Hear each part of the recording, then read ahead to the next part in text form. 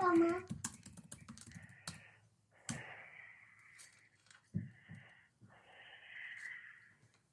Hi, Grandma. Hi, Grandma. Hi, Easton. Hi, Grandma. Good morning, everybody. Welcome to Earth's Ascension with Carl and Ortrune Franklin. Today we're talking about light workers and what type of light worker are you? Good morning, Carl.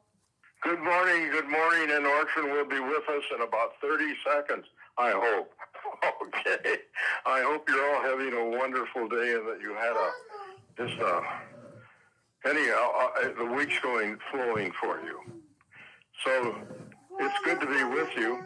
And light workers. What makes a light worker? And are you one? And how do you know? Well, if you are oriented towards raising your level of consciousness, if you are oriented to being helpful, supportive of other people, if you are working to get rid of fear, to get rid of judgment of yourself and others, if your heart is opening, if your love is increasing, you are a light worker. And the fact that you're on this call indicates that you are a light worker. And now here's a beautiful lady that I get to be with all of the time, Ortrune. Hi, everyone. It's really good to be with you again this morning. And Carl was just mentioning, what light workers were. And we've spoken about that at various times before. But what I wanted to have Carl delve into a little bit more is what type of a light worker are you? That's the title of our program this morning. And we know that there are many that have come to the planet to help in its upliftment. But what was the progression of that? How did that ever even come about? So that's one of the things I'd like to ask Carl is that, but I've got a few other things that I've got in the back of my mind before I hand it over back to him, is that, the planet has been around for millions of years, right, Carl? And many of us have been with the planet ever since the beginning of time, because that is something that we chose to do, we might have been involved actually even in helping to create the planet, whether it was your ideas and from another realm, or whether you were physically here assisting in even the plants being brought to planet Earth and so on. So we've been around for a long, long time. Maybe not all of us, but many of us have been.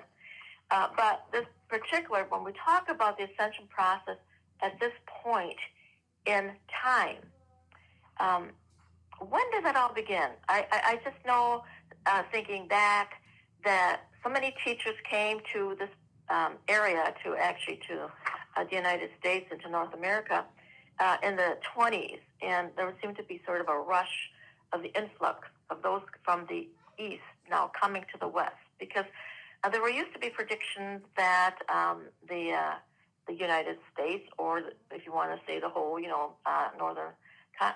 North American continent, that it was the place of nirvana. It was the place to be the New Jerusalem. Those are different terminology you used to hear. And so many of these teachers started coming in the 30s, like Yogananda came in, Paramahansa Yogananda, Hamid came in, the Theosophans came in, and many other world. The Fillmores came in, so on. Anyways, it grew. It grew, and the spirituality really began to grow here in the North American continent back in that time. But then it seems like after World War II, and some of the things I've read, is that really started influx. There was a reason for this to now begin. And it was because of all the devastations that had occurred up to that time. Such, one of the worst ones, of course, was the hydrogen bomb. So it seems like from the readings I've been privy to, maybe not privy, but led to, it showed that there were different waves of people coming in at different levels to help with the planet. Can you address that a little bit? Yeah, I want to go back even further in history. The Earth was selected to participate in an experiment, and the beginning of this experiment was 2,000 years ago. When Jesus came in, he attained and publicly demonstrated what it meant to be a Christ-conscious person. Okay, and he said that we all could become that too, and we would be able to do all that he did. He laid the foundation, if you will, for that consciousness. And a major step in the ascension process is when humanity reaches a level of Christ consciousness. And as Ortrin has indicated, there have been teachers ever since then, and many of them have been sainted, all right, which is where our saints come from.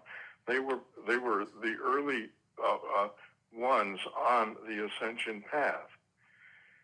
And we are here now, and it is mushrooming.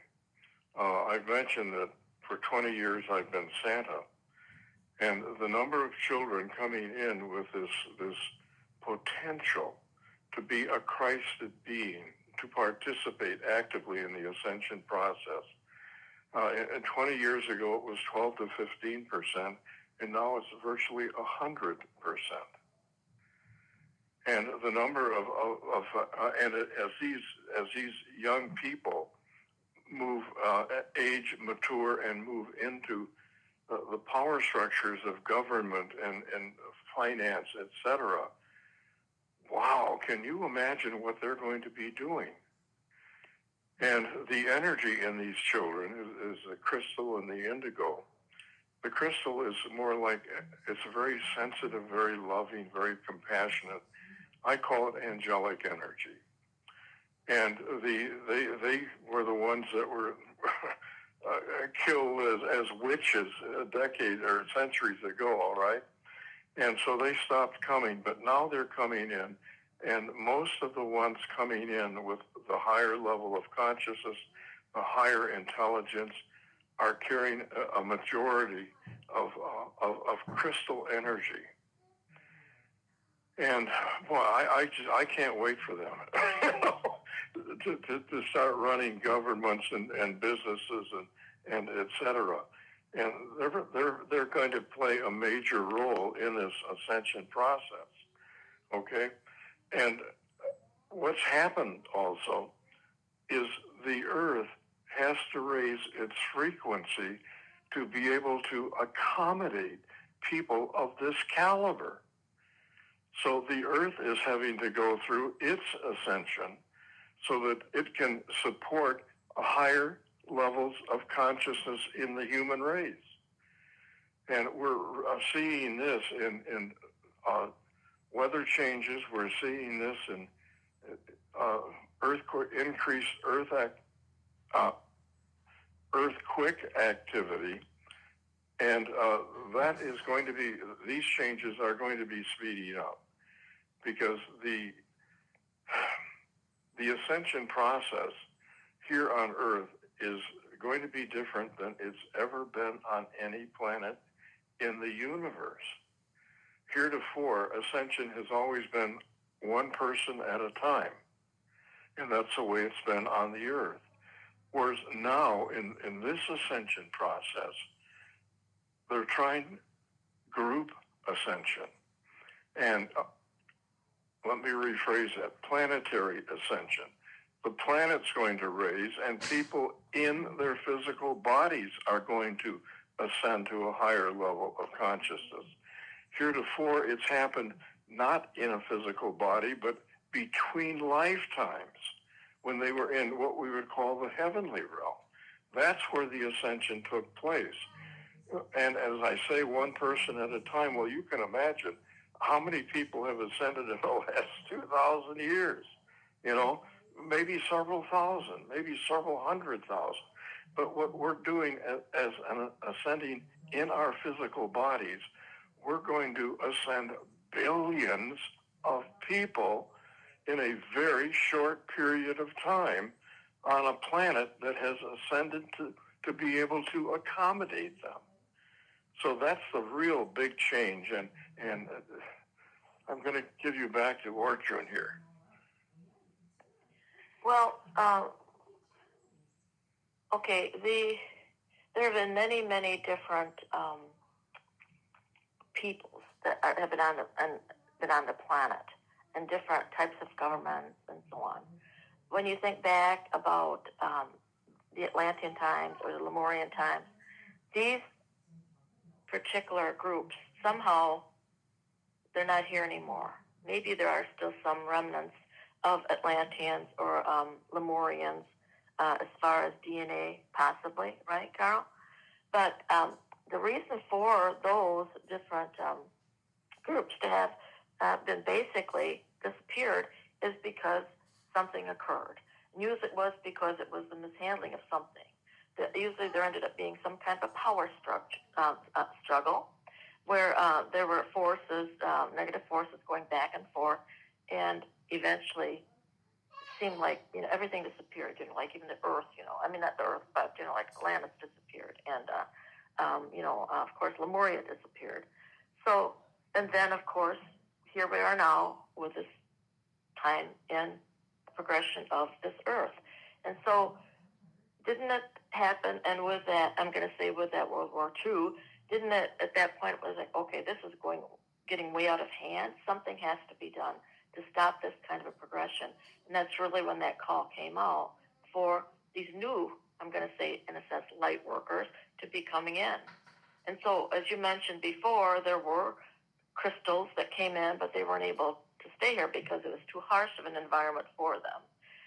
But it seemed that I was just looking at something in Dolores Cannon's book, and it talks about the three waves of types of beings that came in and when people came in and what they represented. And that first wave that came in, they tended to be more that hippie group. They were looking for love and so on. They were looking for that kind of now changing what was going on in the earth, the anger that was here upon the planet and so on. So what do you think about that time? Now that was what she's talking about as being the first wave of individuals coming in, showing that they wanted to influx this planet with love and joy and peace. I don't. The anger. I disagree. I think they were the first major group. Right. Yeah. Yeah, but the people coming in the 20s and there was a slight change that took place in the mid-1930s, where the number of people that were coming in that were of a higher level of consciousness doubled from about 1% to 2%. All right, and that's where I came in. I was part of that 2% in the mid-1930s, as was John Davis. All right, as was those that know of Jim and Bev Reeds. Okay, and Kathy Delano, who just her weekend, she was a part of that also. All right, and since then, it's the percentage has simply increased until now. It's right at 100%. Okay, so it's instead of them coming in waves like that, it's now been a steady increasing number. That's true. But as I mentioned, before, that it was in the 30s that you already started seeing the higher ones, the ones of a higher thought coming, over here, because they knew that this was going to be happening. And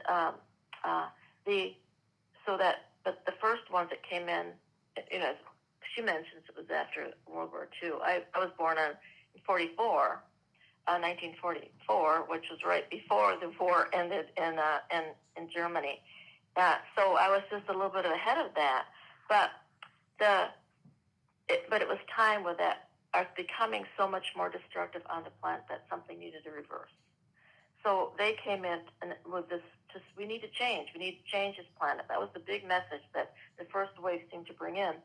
And then, that second wave, they started to feel a little bit more comfortable. And, you talk about indigos having been around here quite a bit longer, and they're the ones that are in the history books because they were a little stronger. Their makeup is a little bit, it's more, I'm going to say, a heavier makeup in a sense, more solid planetary makeup. And but they came, and it quickly, though, also, besides the ones that were, what we consider the hippies and so on, these beacons of light came in, and this is what she calls the second wave, are the ones that were more the healers and the seers, the ones that really just came here to share their energy, to plant their energy here on the planet. And what do you think about that? Because I think some of us might be around just to be, not like we had to have a great job. We were just here to be in a special place at a special time because our energies are needed right at that spot. Yeah, I think that that's true. Some of us came in with specialties, and some of us, we simply came in to be able to receive these higher energies that are coming in and to ground them into the collective human consciousness and even transfer some of it out through our aura and our feet into the earth, helping the earth to adjust. All right? And the important thing here is whether you consciously know what you're here to do or not, is to go within. All right? Do not get caught up in the five senses, which are all focused outward into the physical world. And yes, we need some of that focus, but your main focus, go within and communicate with the higher aspects of yourself. Communicate with your divine soul. All light workers, in my experience, have between 25 and 30 spirit, I call them their spirit family. Others call it their spirit team. And most of them are with you 24/7. They're there to learn from you, but they're also there to help. They can't help unless you ask because of the law of non-interference. And I strongly, strongly recommend and urge that you have at least a daily contact with them. All right? Talk to them when you're in the meditative state that you're waking up in the morning. Have a scheduled meditation at least once during the day, and let your mind focus on them when you're doing some routine things that don't require a lot of thought, okay? And ask for help, ask questions, seek their guidance, ask for the energy you need to keep your body balanced and healthy, okay? And then the third way that Dolores Cannon actually speaks about are more what we call like the new children. And you mentioned that right at the beginning. You mentioned the indigos and the crystals, but there are many different names, for them. Crystal, indigo, star children, rainbow children, shimmering. And I believe that many of us here on the planet do carry that shimmering energy. It's like a living crystal type of energy. And sometimes I think that's where you see the auras. I think when you see an aura, very often you see the light, sparkling. That's that shimmering crystal energy. And but the thing is that so many of the ones that have come in right from the beginning, because they are different, even in DNA structure, right? They've had more difficulties. They are labeled more like autistic or ADHD. There are different labels for them, but they are really of the new generation. I'm going to say they're the ones that are bringing these energies in that our planet is going to be raised up into, and then that be a common energy and vibrations and their types of individuals and their types of thinking in the fifth dimension. Yes, that's absolutely true. And please, the fact that you're on this call indicates you have not only some, but probably a lot of this crystal indigo energy in you. And if you're older and you have children, they have it too. At least most of them will. And almost all of your grandchildren have this. And they probably have a greater quantity of it than you have. So the human race is being prepared to handle this ascension of the planet. And if we are successful here in this group ascension, that will become the norm for virtually all planets that are going through an ascension process. It's quicker, it's more efficient, it's more effective. And I'm going to guess that many of us who are listening, we may be asked when we lay down this physical body and move into the heavenly realm, that for our next incarnation, are we willing to go to another planet that's approaching the ascension process to assist them in going through this ascension process? So we're going to become planetary teachers, if you will, and it isn't just the Earth that we're going to be working with. So the time here is extraordinarily important in terms of our own spiritual growth and in assisting the universe in the ascension process that it's going through. So it's a huge, huge thing that we're involved with. It's not just our life, it's not just our human race and our planet that's being touched here through us. Back in Revelations, it actually was predicted. It was predicted that there would be a new heaven and a new earth. And looking now at that particular statement that was made, in Revelations, which was thought to be basically a dream, right, Carl? Well, whatever. That's how some people translate it. It was just a subconscious mind, somebody having some crazy ideas in their dream state. Or a vision. Okay, or a vision. You can say that, but not many people actually gave much credence to Revelation.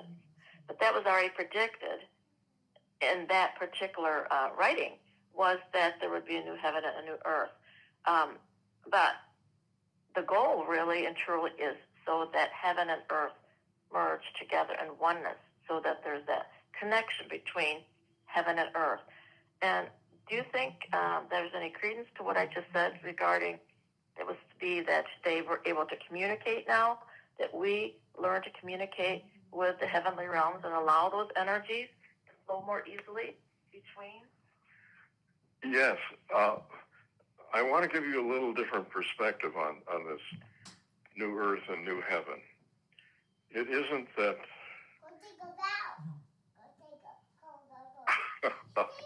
Hi, Easton. It isn't that the heaven is going to, or that we're going to reach up and connect with heaven. It's that we're going to be reaching the level of consciousness that heaven is currently at, and we're going to merge with what we now know as heaven. It's us raising the consciousness of ourself, humanity, and the earth to the heavenly level. That's what ascension in essence is. So I think most feel that heaven would descend to earth. No, the earth is going to ascend to merge with heaven. Okay, with your saying that, so you say that we are descending beings. Oh, okay. Yes, we descended from a much higher level of consciousness to be here to assist in the ascension process.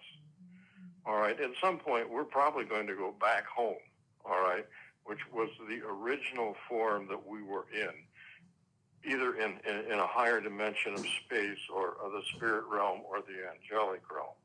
And we may choose to stay there, or we may choose to go out on another assignment.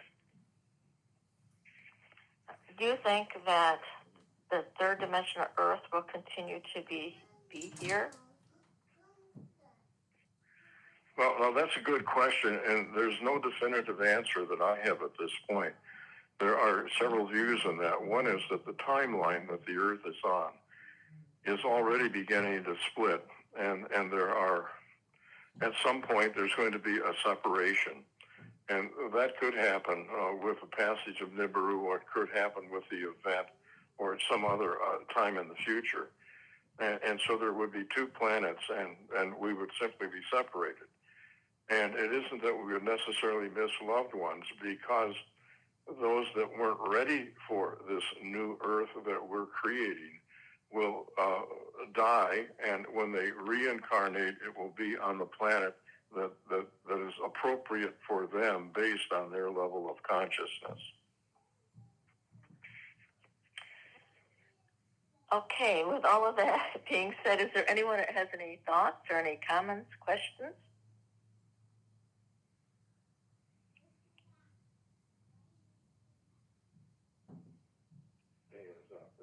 Oh, Dana's not there. Oh, okay. I guess my Dana isn't there, so I guess I don't really. Well, yeah, if they have anything, if they can just speak. Yeah, can you speak? I'm not even sure how this all works. If you have to push a button or if you can just speak. Easton can speak. Hi, Easton. He just came back into the room. Let's just keep going on here for a second then, and probably go ahead and wind on down because it's getting close to that time anyways. Now, we spoke about many, many different things because sometimes we talk about all these things and you think, well, what's this all about? Where did it start? Where do I fit in? Hopefully that you were able to see where you're fitting in. Are you fitting in as being that one that really has that thought of peace here on this earth? Are you the one that came here to be a healer, to be a seer, and share in those particular ways? Or are you here to plainly to be that grounding factor, to be that catalyst that brings those energies and connects those energies of heaven and earth together? Or are you the one that is here to start focusing on how to rebuild, this planet? If you go on our website, www.ourspiritualascension.com, on our homepage, on the left-hand side, we have a spot where it says access to free things, something of that sort. If you go into that, you can look through and go more to the bottom, and there are some articles that we've written. And way at the bottom of those articles, one is a vision that Carl had basically in 2008 about what the new Earth would be about. So if you're interested in possibly going there, it's called Living in the New Earth is what it's called.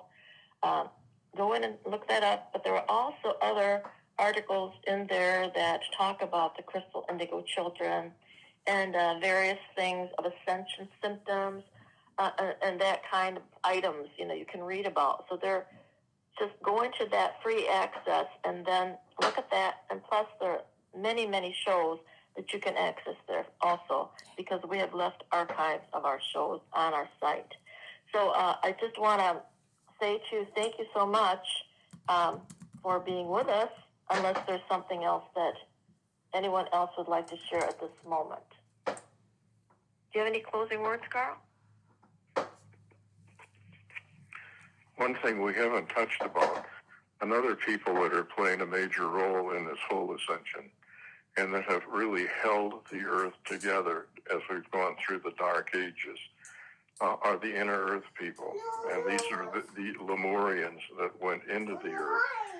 And they have continued their evolution. Most of them are now sixth-dimensional.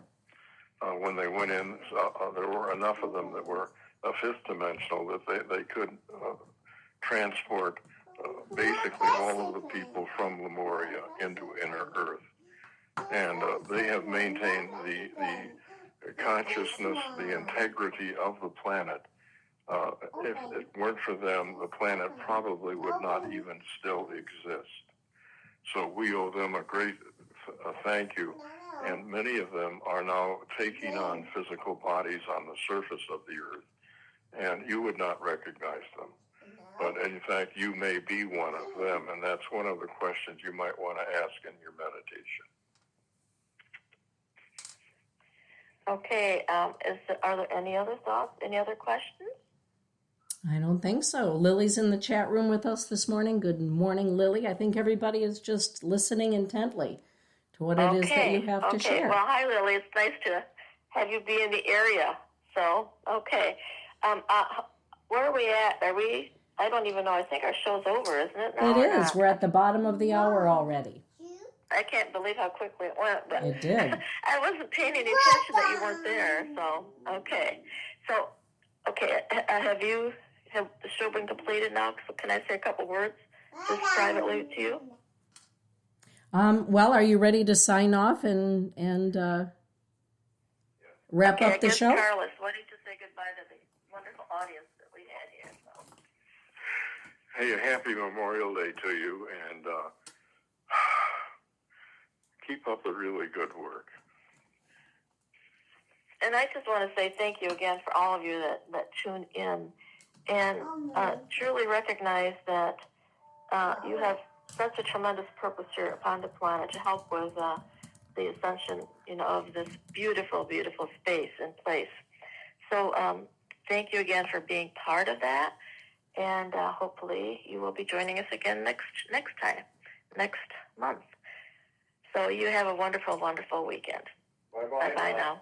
Thank you, Carl and Ortrun. Thank you, everybody, for tuning in. Until next month, blessings be.